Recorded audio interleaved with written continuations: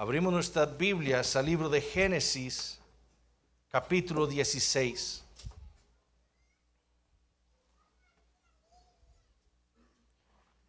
Génesis capítulo 16.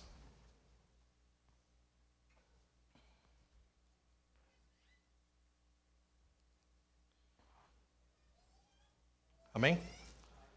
Vamos a leer los primeros 3 versículos. Esta es la palabra del Señor.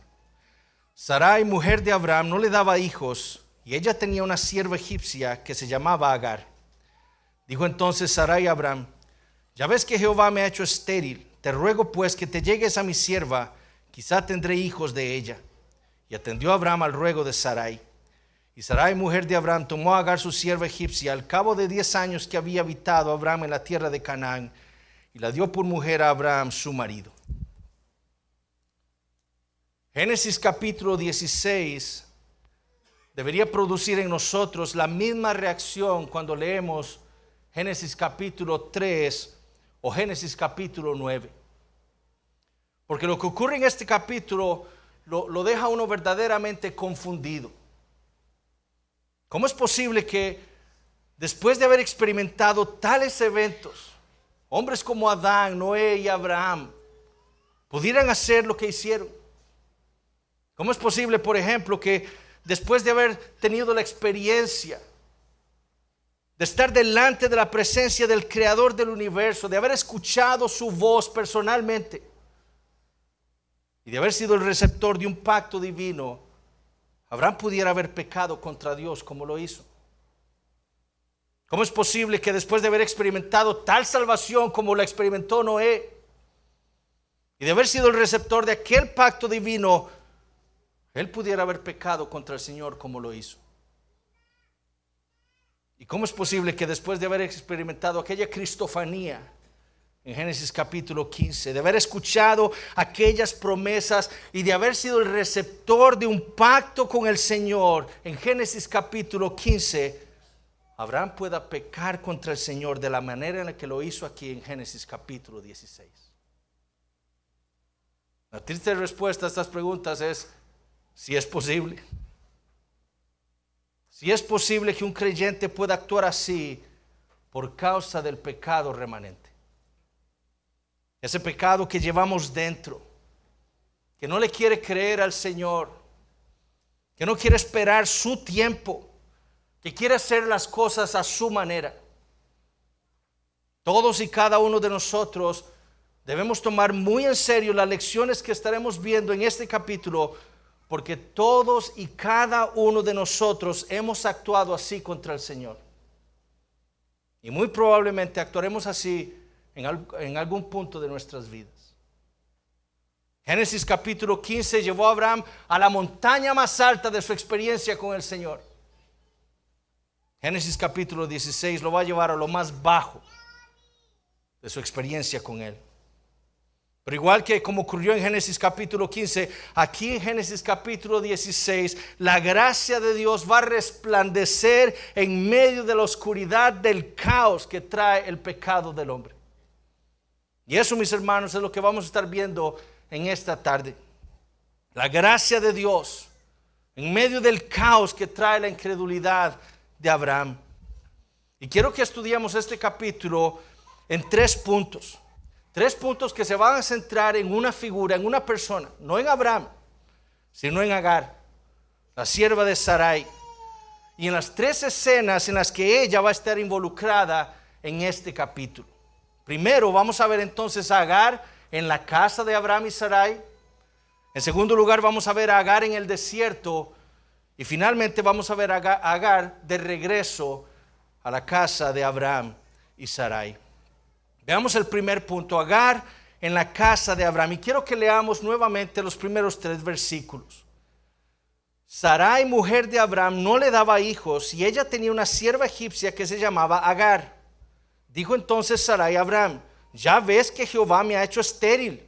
Te ruego pues que te llegues a mi sierva, quizá tendré hijos de ella. Y atendió Abraham al ruego de Sarai. Y Sarai, mujer de Abraham, tomó a Agar su sierva egipcia al cabo de 10 años que había habitado Abraham en la tierra de Canaán, y la dio por mujer a Abraham su marido. Moisés inicia el capítulo 16 recordándonos algunos datos muy importantes para que podamos entender la magnitud de lo que va a suceder en este capítulo. Inspirado por el Espíritu Santo nos recuerda lo que él ya registró en Génesis capítulo 11, que Sarai era estéril y no tenía hijo. El otro dato importante es que ella tenía una sierva egipcia llamada Agar. Ahora, la pregunta que debemos contestar es, ¿de dónde adquirió Sarai a esta esclava? Recordemos que Abraham salió de Ur de los Caldeos con todas sus posesiones. Esto incluía sus esclavos.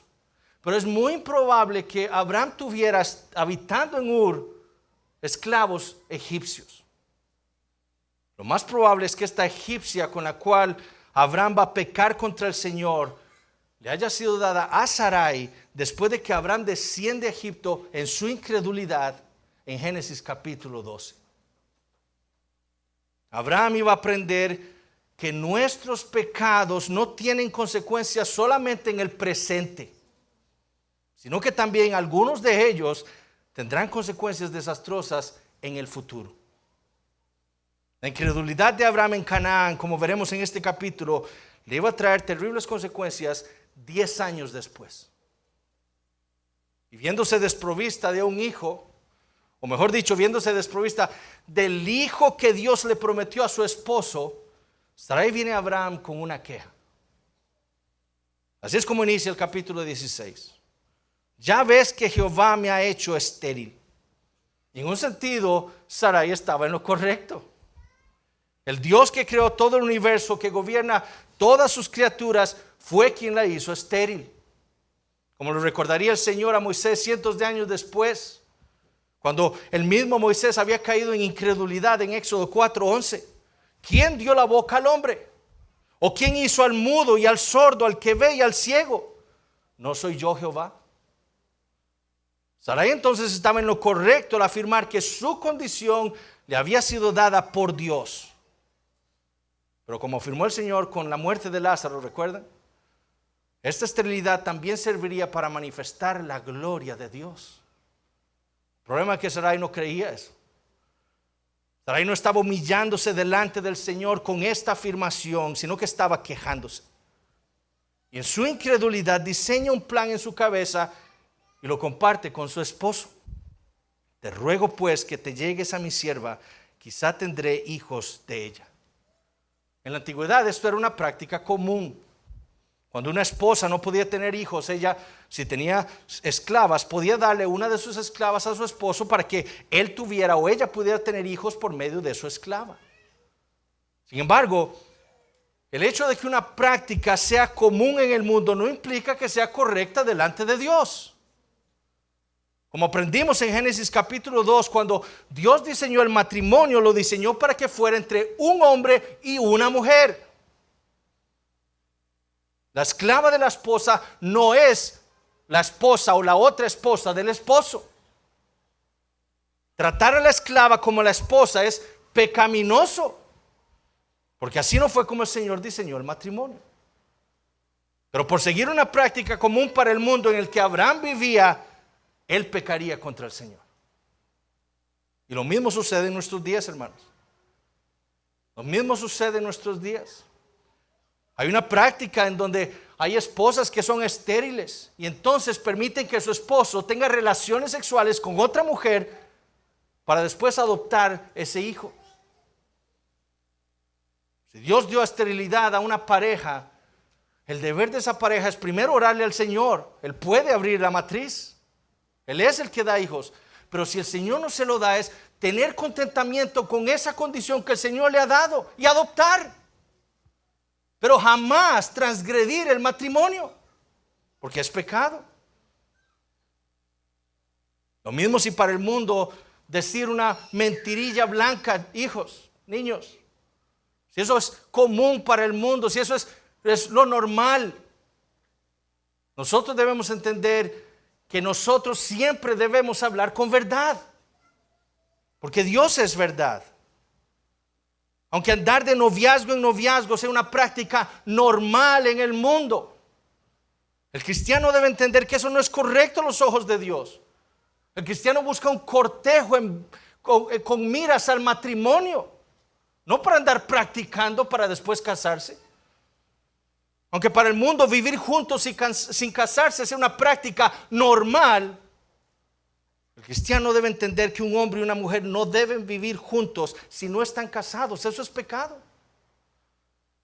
El mundo, mis hermanos, no es el que le informa al cristiano lo que es bueno o malo. Es el Señor por medio de su palabra. Las escrituras, eso dice nuestra confesión, lo que nosotros confesamos son nuestra fe y práctica. Y Abraham falló al no reconocer esa verdad. Él sabía cómo Dios había diseñado el matrimonio. ¿Qué debió haberle contestado Abraham a su mujer? ¿Cómo se te ocurre tal cosa, mujer? No solo va esto contra el diseño de Dios para el matrimonio, sino que atenta contra la promesa que Dios me ha hecho a mí de que Él nos va a dar un hijo. Arrepiéntete de tal maquinación. Arrepiéntete de tal pensamiento. Vamos a esperar con fe el tiempo perfecto de Dios en que Él va a cumplir su promesa. Eso es lo que Abraham debió de responderle a Sarai. Ahora, ¿no les parece que lo que sucedió en esta escena es idéntico a lo que ocurrió en el jardín del Edén en Génesis capítulo 3? Una esposa que, a pesar de saber lo que Dios ha dicho, vio que su plan era agradable a sus ojos y se lo presenta a su esposo, y en lugar de llamarla al arrepentimiento, obedece su voz. Come, ten a mi sierva. Escuchen lo que dice Moisés en el versículo 2. Y atendió Abraham al ruego de Sarai. Lo mismo que había hecho Adán siglos antes, fue lo que hizo Abraham aquel día. En su pasividad, conociendo él el pacto que Dios había hecho con él un tiempo antes, prefirió obedecer a su esposa. Prefirió, como decimos aquí, no comprarse un pleito con la mujer antes que obedecer al Señor. Y su pecado trajo consecuencias desastrosas para su mujer, para su sierva y para su descendencia física, la cual hasta el día de hoy los israelitas, descendientes físicos de Abraham, viven en constantes luchas contra los descendientes de Agar. Hermanos varones, les pregunto, ¿no es este el mismo pecado que nos aqueja tan frecuentemente a nosotros? La pasividad. Esa pasividad tan terrible que nos hace desechar el liderazgo que Dios nos ha dado a nosotros en nuestros hogares y con nuestras esposas. Esa pasividad tan dañina que nos impide decirle no a nuestra mujer cuando nosotros sabemos que Dios ha dicho algo. Que nos impide decirle, amor, yo sé que estás cansada, pero hoy es domingo y tenemos que ir a la iglesia para adorar a Dios. Que nos impide decirle, amor, yo sé que quieres que hagamos esto, pero ahora no podemos. Vamos a orar y dejárselo al Señor. Esa pasividad y cobardía, diría yo, que nos impide decirle a nuestra esposa, amor, nosotros somos miembros de esta iglesia y tú deberías ir a las reuniones de mujeres. Pero como Abraham, preferimos nosotros huirle al problema. Huirle a ese problema que se va a venir cuando confrontemos a nuestras esposas. Esa pasividad la heredó Abraham de Adán, al igual que nosotros. Hermanos, nosotros debemos arrepentirnos de eso. Y debemos ir al Señor para mortificar ese pecado. Y ser esos hombres valientes que van a liderar bíblicamente a nuestras esposas e hijos. Dios nos ha dado a nosotros, los varones, los esposos, la responsabilidad de nuestras familias. Y si un pecado ocurre en nuestro hogar, es nuestra responsabilidad, primariamente. Como lo fue con Adán y Abraham. ¿A quién llamó Adán? ¿A quién llamó Dios en el jardín del Edén? A Adán. Y hermanas, su deber no es pedirle al Señor que su esposo le diga así a todo lo que ustedes quieran. Ustedes no quieren un hombre así. Hermana soltera, su deber no es pedirle a Dios un esposo que le diga sí a todo lo que ustedes quieran. Su deber es pedirle al Señor que su esposo o su futuro esposo sea un hombre valiente que va a amar más al Señor que a ustedes y que las va a guiar porque conoce la voluntad de Dios en su palabra y las va a guiar a ustedes según la voluntad de Dios para sus vidas. Eso fue lo que Cristo hizo por nosotros, por su iglesia. Él se dio a sí mismo por su iglesia para lavarla y santificarla. Cristo no nos dice sí a todo lo que nosotros queremos. No, Él sabe nuestra condición. Ahora veamos versículos 3 y 4. Y Sarai, mujer de Abraham, tomó a Agar su sierva egipcia al cabo de 10 años que había habitado Abraham en la tierra de Canaán y la dio por mujer a Abraham su marido.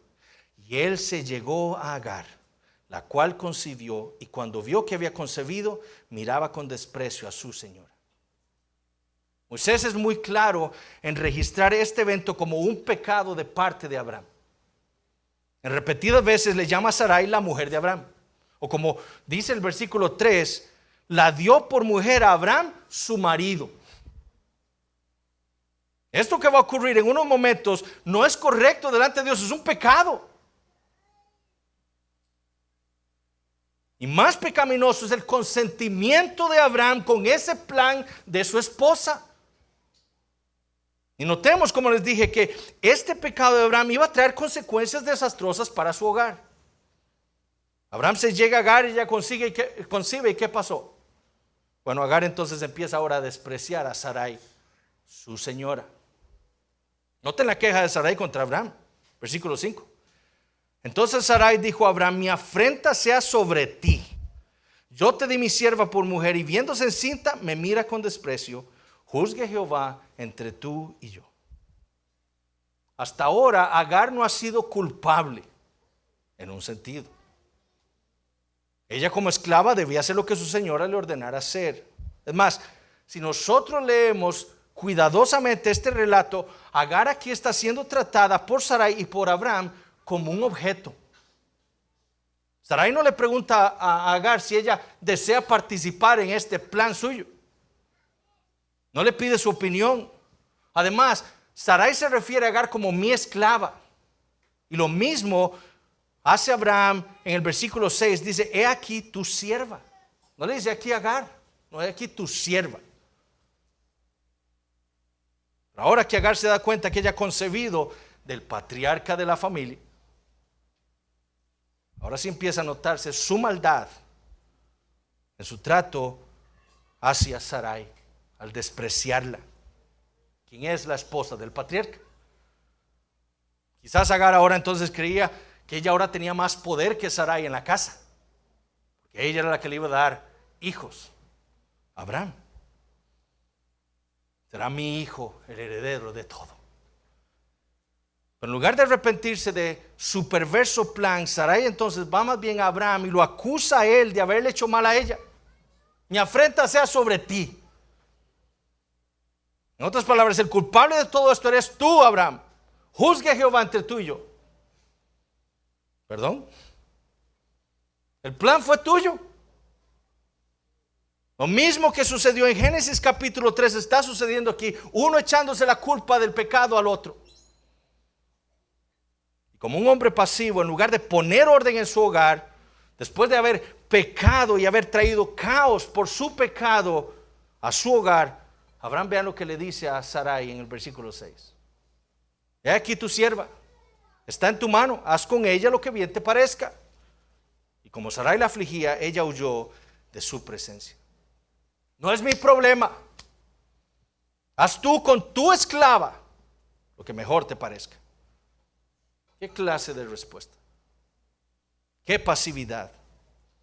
El responsable de todo había sido Abraham. Si él hubiera sido valiente, nada de esto hubiera ocurrido. Él pone un freno al plan de Sarai, pero no, él consiente. Haz como lo que mejor te parezca. No, hazlo tú, Abraham. Tú eres la cabeza de tu hogar. Tú eres quien debe poner orden en lo que está sucediendo en nuestro hogar. Como dijo Kent Hughes, no hubo ningún personaje honorable aquí. Todos fueron innobles. Abraham fue el peor.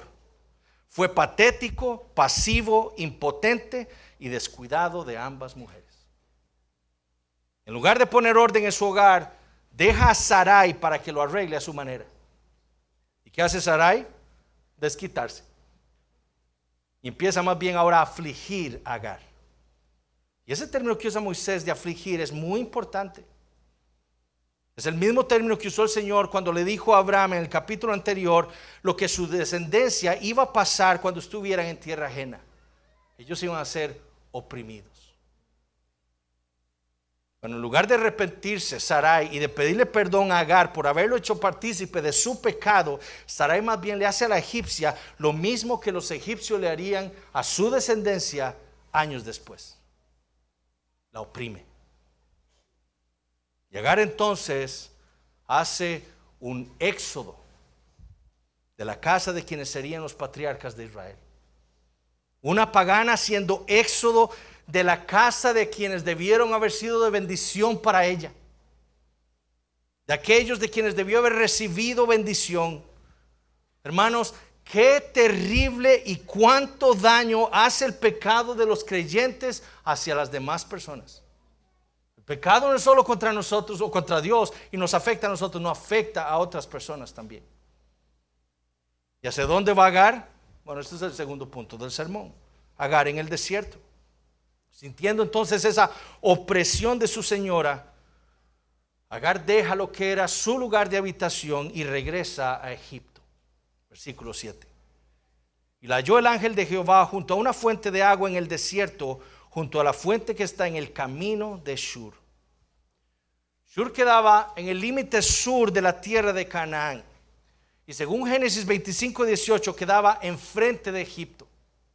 Entonces Agar tiene el deseo de regresar a su tierra, a Egipto. Alejándose, eso es lo que debemos ver, alejándose del pueblo de la promesa. Esto es algo que amplifica el pecado de Abraham. Él está haciendo que alguien deje el pueblo de la promesa. Sin embargo, algo impresionante sucede en su camino a Egipto. Moisés nos dice que el ángel de Jehová la halló junto a la fuente de agua en el desierto. ¿Quién es este ángel de Jehová? Bueno, por cuestiones de tiempo obviamente no podemos hacer un estudio bíblico de esta figura. Lo que debemos saber es que en las escrituras este ángel de Jehová es una persona divina. Y eso es lo que Moisés nos da a entender aquí. En el versículo 10, esta figura le promete a Agar una gran descendencia. ¿Quién es el único que puede prometer algo así? Solo Dios. Y luego en el versículo 13 Agar le pone por nombre a esta figura El Roi. Tú eres Dios que ve. Es evidente entonces que para Agar esta figura que la encontró en el desierto era Dios mismo. Es más, fue la segunda persona de la Trinidad preencarnada. Esto es una cristofanía. El mismo que había venido a Abraham una noche en un sueño, vino a Agar aquí en el desierto. Y como lo haría durante su encarnación, miles de años después, cuando buscó a aquella mujer samaritana en aquel pozo, asimismo aquí el Hijo de Dios buscó a Agar junto a una fuente de agua en el camino a Shur. ¿Y qué le dijo el Señor? Versículo 8. Agar, sierva de Sarai, ¿de dónde vienes y a dónde vas? Y ella respondió, huyo de delante de Sarai, mi señora. Siendo Dios, como entendemos, estas preguntas que le hace Agar no debemos entenderlas como ignorancia de parte del Señor. El Señor es Dios, Él lo sabe todo. Como lo hizo con Adán en Génesis capítulo 3, lo que el Señor está haciendo aquí con estas preguntas es tratar con esta mujer de una manera especial. Él desea que ella le abra su corazón y reconozca su pecado delante de Él. Para eso es que el Señor le hace esas preguntas.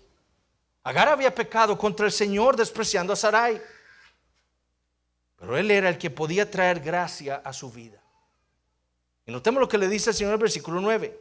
Y le dijo el ángel de Jehová, vuélvete a tu señora y ponte sumisa bajo su mano. Pecaste contra Sarai. Ahora regresa a su casa, humíllate delante de ella y obedécele. Literalmente, déjate afligir por ella. Déjate oprimir por ella.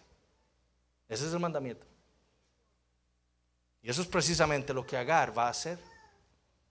Ella va a obedecer la voz del Señor y va a regresar, como veremos en unos momentos, a la casa de Abraham y Sarai, en obediencia a la palabra de Dios. Pero no solo eso le dice el Señor, Él también le da una increíble promesa. Versículos 10 al 12.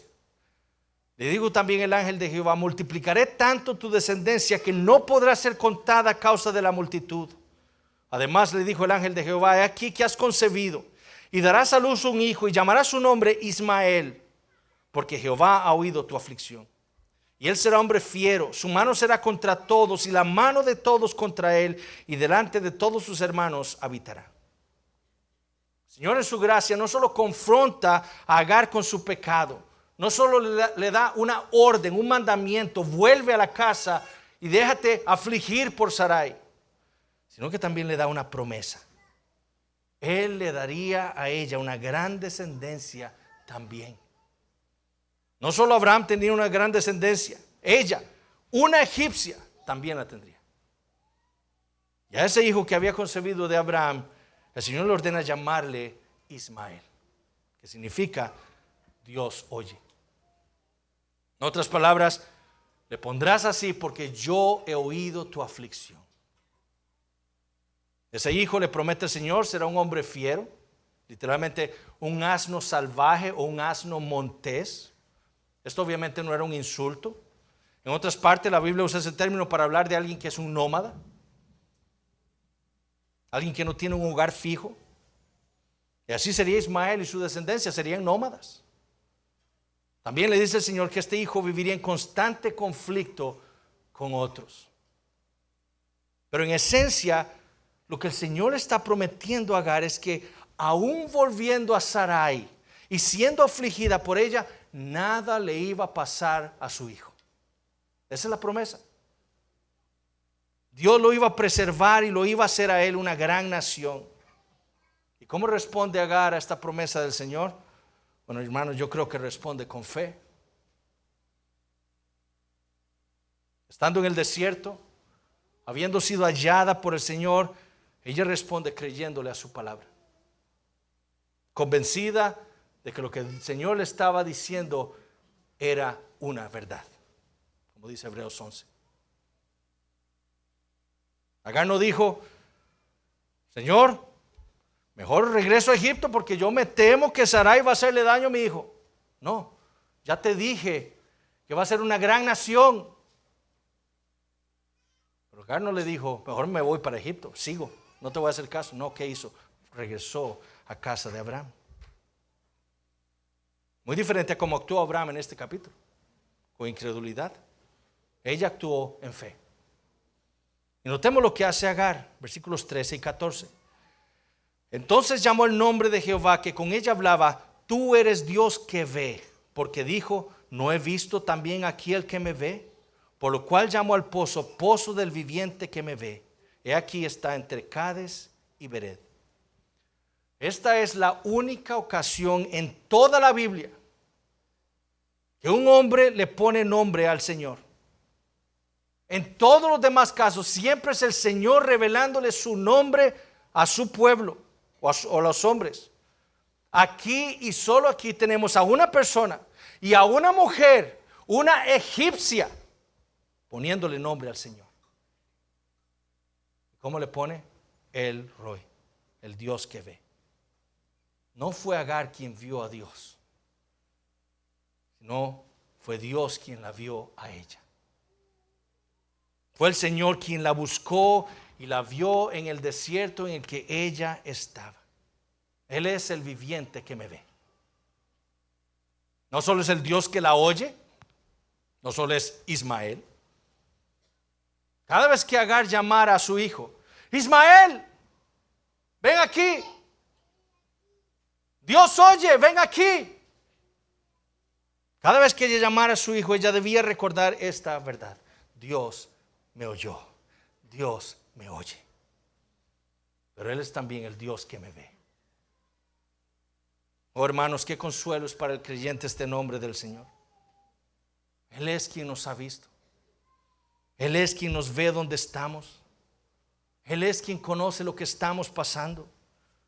Y es Él el que siempre viene a nuestro auxilio. Qué gracia la del Señor para con pecadores como nosotros, mis hermanos. Él nos ve. Él conoce todas nuestras circunstancias. Él conoce todos nuestros temores. Él no está oculto. Ni nosotros estamos ocultos para Él. Él nos ve. Ahora, habiendo entendido lo que el Señor le habló a Agar en ese maravilloso encuentro, Agar regresa a Canaán, a casa de Abraham y Sarai. Y este es el último punto del sermón. Agar regresa a casa de Abraham, versículos 15 al 16. Y Agar dio a luz un hijo a Abraham, y llamó a Abraham el nombre del hijo que le dio Agar, Ismael. Era Abraham de edad de 86 años cuando Agar dio a luz a Ismael. Moisés quiere dejarnos claro que Agar respondió en obediencia al Señor. Ella regresó. Ella le creyó a la palabra de Dios. Regresó a casa de Abraham y se puso sumisa bajo la mano de Sarai. Y es estando allí cuando ella da a luz a su hijo. Y notemos esto. No es Agar quien le pone el nombre a su hijo. Es Abraham. ¿Cómo supo Abraham que debía ponerle Ismael a su hijo? Bueno, la única manera es que Agar le haya contado de aquel maravilloso encuentro que tuvo en el desierto con el Señor. Abraham, Dios vino a mi encuentro. Él me encontró allí en el desierto. Él oyó mi aflicción. Él me vio allí donde yo estaba. Y me habló. Y me dijo que concebiría y daría a luz un hijo. Y que debía ponerle Ismael. Porque Él oye.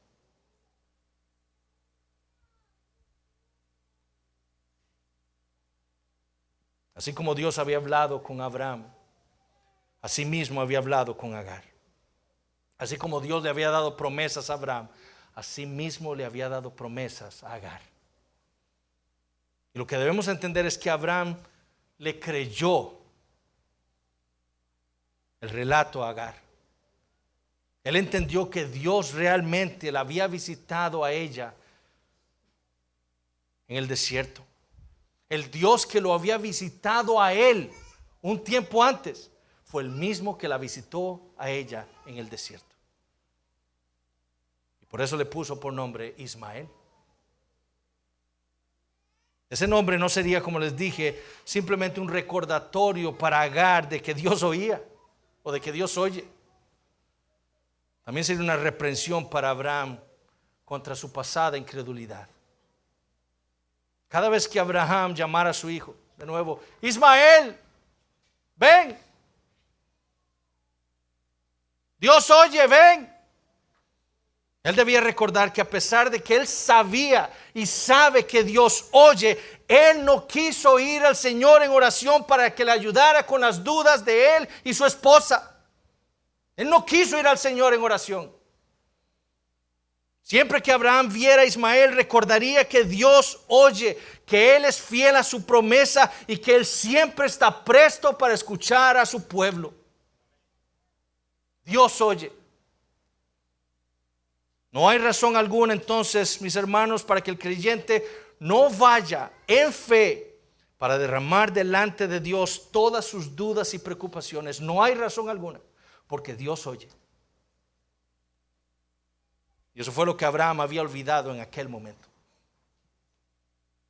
Y fue lo que trajo todo este caos en su hogar. Abraham no quiso esperar la respuesta del Señor. Él no creyó que Dios oiría sus clamores. Él no creyó que Dios veía sus circunstancias. Él actuó en incredulidad y quiso traer al hijo de la promesa por la carne. Ahora, hermanos, lo primero que nosotros debemos hacer después de haber estudiado un pasaje como este es alabar a nuestro Dios. Como vimos, Adán, la cabeza federal de la humanidad, él falló.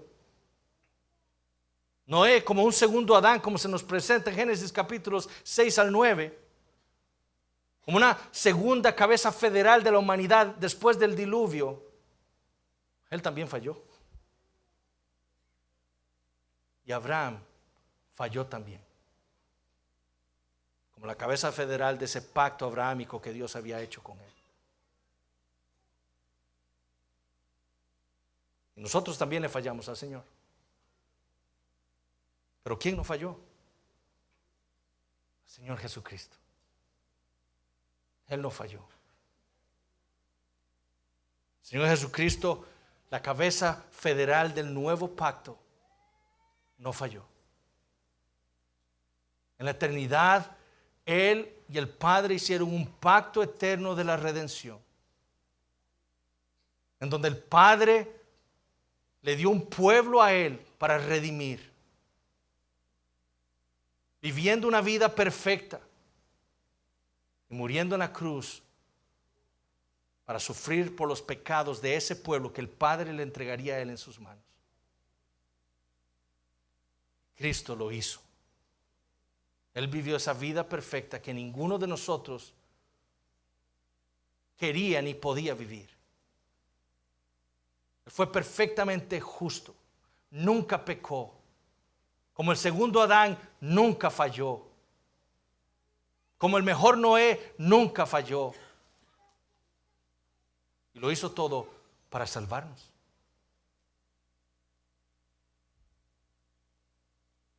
Él es el mejor y gran sumo sacerdote que Dios le ha dado a su pueblo. Nuestro mejor representante. Y como nuestro capitán, después de haber hecho lo que hizo aquí en la tierra, haber cumplido y establecido ese pacto de gracia, ahora como nuestro capitán entró a los cielos y nos ha abierto el camino a nosotros, su pueblo, para estar ahí. No por nosotros, por lo que Él hizo. Nada más. También aquí en este pasaje hay dos grandes enseñanzas para nosotros. Cuando queremos hacer las cosas a nuestra manera, cuando nosotros no estamos dispuestos a esperar el tiempo del Señor. Eso, mis hermanos, es incredulidad. Es incredulidad. Cuando queremos ayudar a Dios,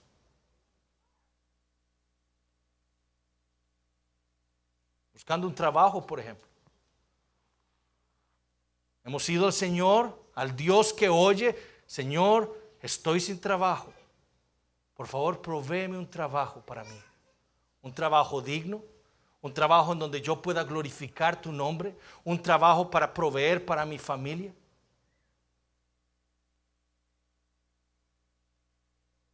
Pero en nuestra incredulidad, tomamos el primer trabajo que se nos presenta.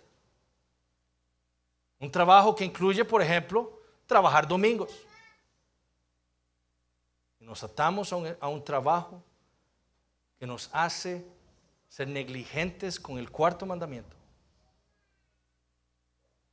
Y poco a poco empieza nuestra vida espiritual a enfriarse. Empiezan de nuevo a presentarse esos pecados que pensamos que habíamos ya dejado. ¿Por qué? Porque no quisimos esperar al Señor. Porque no creímos que Él verdaderamente oye a su pueblo. Buscando un esposo o una esposa que tengo muchos años de estar orándole al Señor por un esposo, por una esposa, pero no llega. Hermano, hermana, Dios oye. Dios ha escuchado su clamor. Dios ha escuchado sus oraciones. Espere el tiempo del Señor. Pero en nuestra incredulidad, ¿qué es lo que hacemos? Bueno, no queremos esperar. Y Terminamos en una relación con una persona que no es lo que el Señor quiere para nosotros. Terminamos en la peor de las circunstancias casándonos con esa persona y después se revela que esa persona no era ni siquiera un creyente. Y ya estamos casados, ya no se puede volver atrás y ahora viene una vida de sufrimiento por habernos casado en incredulidad, no esperando al Señor, no creyendo que el Señor escucha a su pueblo. Hermanos, Dios oye. Hermanos solteros, Dios oye. Confíen en Él. Confíen en su tiempo. Su tiempo es el mejor.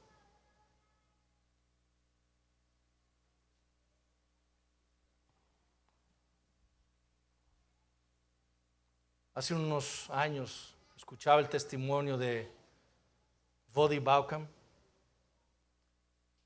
Este hombre comenta de un gran pecado que él confiesa delante del Señor.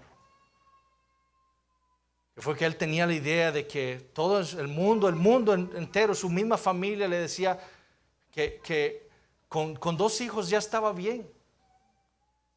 2 hijos es suficiente, y más si tienen la parejita.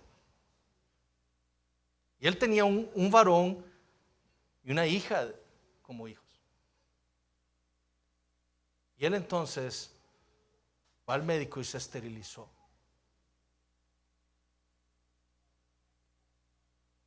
Y años después el Señor lo confronta a él y él se esteriliza porque él dice, ya está suficiente, ya tengo 2 hijos.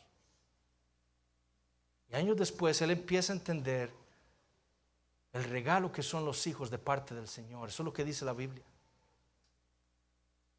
Y él va a su esposa y entra a la casa, y cuando la ve se arrodilla delante de ella y llora amargamente y le dice, amor, perdóname.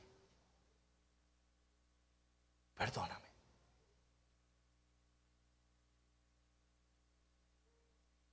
Perdóname por actuar en incredulidad. A veces las condiciones nuestras no son las más adecuadas para tener hijos. No tenemos un buen trabajo, no tenemos buenos ingresos. Pero es nuestro deber entonces ir y hacer algo que atenta contra la posibilidad de tener hijos en el futuro, sin ser nosotros Dios para conocer cuáles van a ser nuestras circunstancias 10 años después. Hermanos, nuestro deber es ir al Señor en oración. Señor, ayúdame para proveer para mi familia.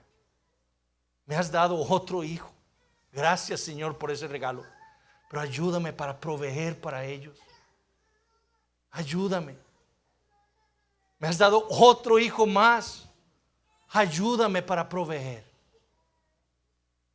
Pero actuar sin orar, actuar sin esperar, actuar sin conocer el futuro es pecado. Ahora, yo sé que hay algunos de nosotros hemos hecho algo así, pero por causas médicas. No estoy hablando de ese tipo de razones. Pero eso es incredulidad. El otro punto es que nosotros también en ocasiones queremos agradar a Dios por obras, como lo hizo Abraham aquí. Vamos a ayudarle a Dios. Vamos a acercarnos a Dios. Vamos a que Dios esté agradado con nosotros por lo que hacemos. Voy a leer la Biblia 5 veces al año. Voy a orar 1:30 todos los días. Como si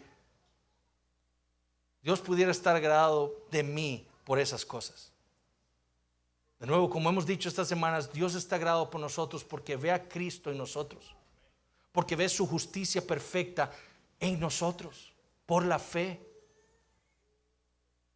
Nosotros servimos al Señor. ¿Por qué? Porque ya hemos recibido esa justicia de Cristo.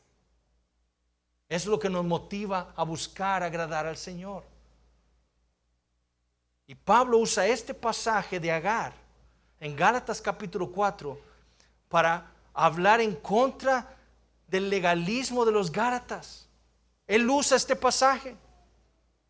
Lo que Abraham hizo tratando de obrar por obras es legalismo. Eso es pecado. Sarai es obrar por la fe, creyéndole al Señor, no por obras, la libre. Y nosotros muchas veces actuamos así. Y debemos arrepentirnos de nuestro legalismo.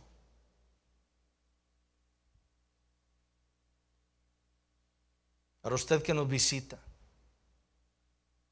hijos nuestros,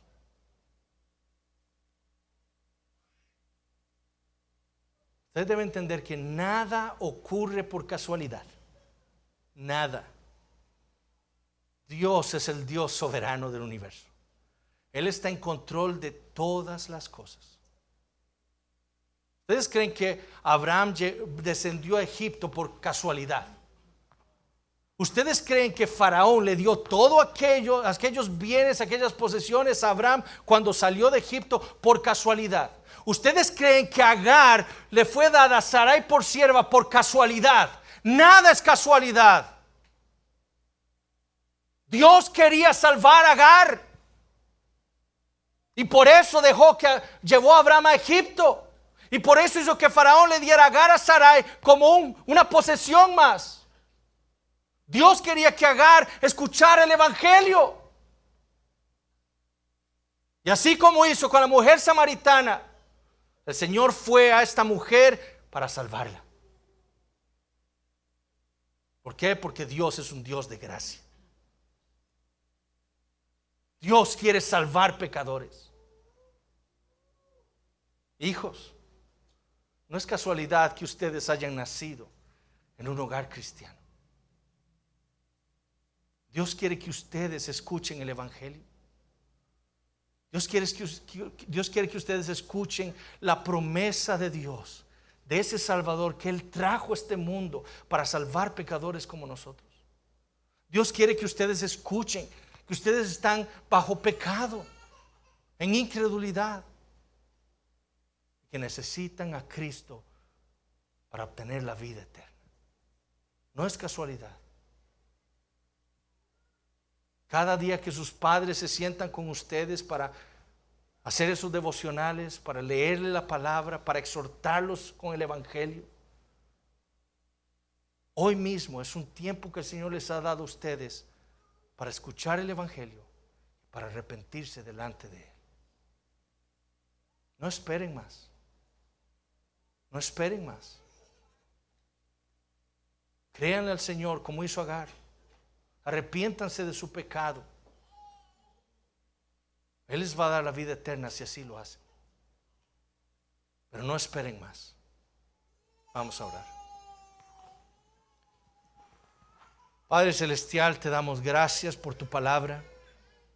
Gracias, Señor, por el tiempo que nos has dado para estudiar este capítulo. Te pedimos, Señor, perdón por nuestra incredulidad. Te pedimos perdón, Señor, por todos esos momentos en los que nosotros hemos dudado tu palabra, en los que hemos hecho las cosas a nuestra manera, no esperando tu tiempo, no esperando tu respuesta. Perdónanos, Señor. Perdónanos, Señor, por querer vivir una vida de justicia delante de ti por obras y no viendo a Cristo como nuestra justicia. Oh Señor, pedimos que tu palabra obre por medio de tu Espíritu Santo en nuestras vidas y que nos fortalezcas. Y pedimos especialmente por nuestros hijos, Señor, que tú tengas misericordia de ellos y les salves. Los traigas al arrepentimiento y a la fe que es en el Señor Jesucristo. Lo pedimos en el nombre suyo. Amén.